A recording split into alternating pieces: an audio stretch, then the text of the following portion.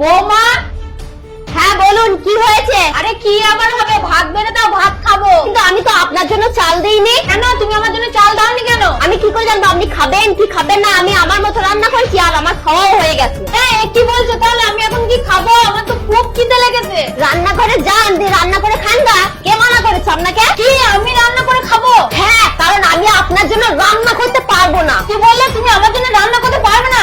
দাঁড়াও, আমার ছেলেকে আমি ডাকছি। সঞ্জিত, এ সঞ্জিত। কি হয়েছে মা? দেখ তোর বউ আমাকে কি বলছে, তোর বউ নাকি আমাকে রান্না করে দেবে না, আমাকে নিজেই রান্না করে নিতে হবে। হ্যাঁ তো ও তো ঠিকই বলেছে, ও তোমার জন্য কি জন্য রান্না করবে?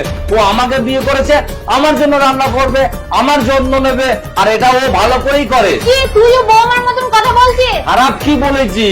ও আমাকে বিয়ে করেছে, আমার কাজকর্ম করবে, তোমার কাজকর্ম কেন করবে ও? এবার তবু যদি তুমি ওকে দিয়ে কাজ করাতে চাও, সেটা তোমরা দুজনে মিলে কথাবার্তা বলে নাও, আমাকে বীজখানে টেনো না। হ্যাঁ রে, তুইও আমাকে এরকম কথা বলছিস। এই দিন দেখার জন্য তোকে আমি এত বড় করেছিলাম, তোকে লিখালাম, পড়ালাম, বিয়ে দিলাম। এই দিন দেখার জন্য এই বয়সকালে আমাকে বাড়ির ভাত রান্না করতে হবে?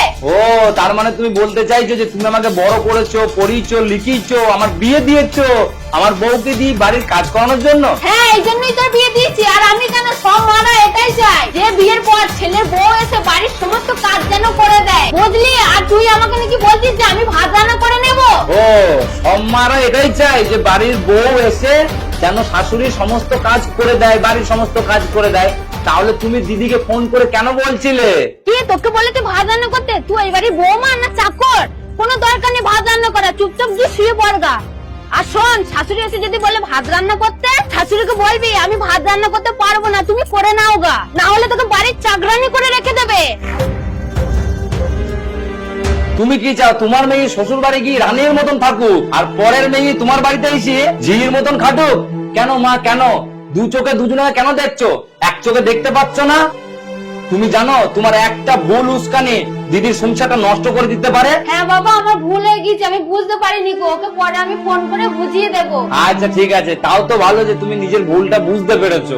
পূজা তুমি যাও গিয়ে মায়ের জন্য ভাত বেড়ে দাও। কিন্তু বৌমা তো ভাত রান্না করে ভাত খেয়ে নিচ্ছে, ভাত তো আর নেই। না মা, ভাত আছে আর আমরা কেউই খাইনি, ওটা তো তোমাকে বুঝানোর জন্য ও এসে বললো।